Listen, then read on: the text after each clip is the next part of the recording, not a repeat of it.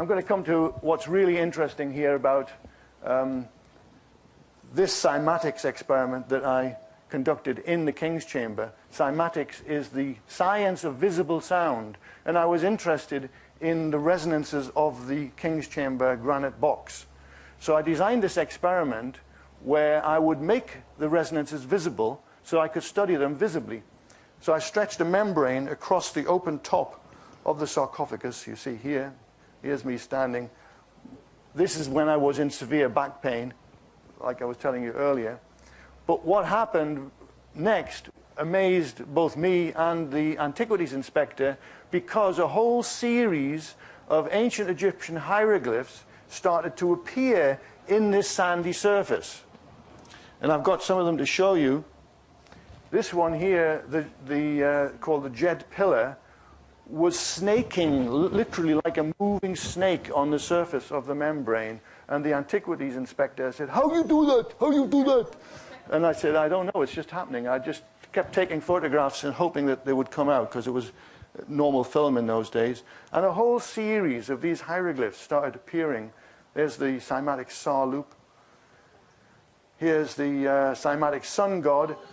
What was happening, though, for me during this procedure was I suddenly noticed all the pain in my back was gone, totally gone. So my left brain's thinking, this is endorphins. I'm so excited, I'm so happy that this is happening.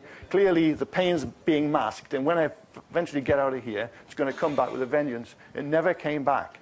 Okay, the pain never came back. There was a real healing that took place. Better ask that question later, because we're up against it, but thank you for the question. Here is the cymatic eye, and so on, a whole series of these images appearing.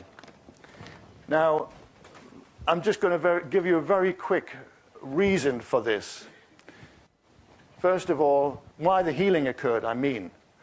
Sound is not a wave. Sound is spherical. If you make a sound, here's a young lady making a sound, it's coming partly out of her mouth, partly out of her nose, if you haven't got a cold, that is. But the sound that's emerging is perfectly spherical. So this whole business of sound waves is complete nonsense. There's no such thing as a sound wave, unless you want to call a bubble a wave. But why would you? A bubble's a bubble, and it's coming out of the mouth. It's oscillating. But it's a bubble, okay?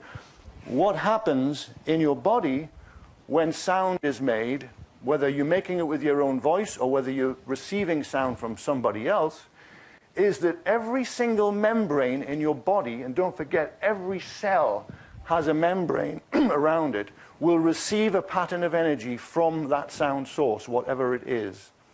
And I can tell you more if you come to the workshop tomorrow about what actually happens to the cell when it receives a beautiful pattern of sonic energy, and it does actually create a healing, triggering effect.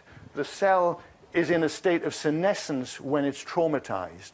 Whenever you have an injury or even have a pathogen in your body, the cells become traumatized and they go into a kind of state of sleep, a senescent state. And the sound triggers the cells out of the senescence, the natural senescence that they have, and reanimates them, awakens them, and they go back to their normal replication process. And that is why I believe my back was healed in that moment. And I could do with some sound now. Thank you very much.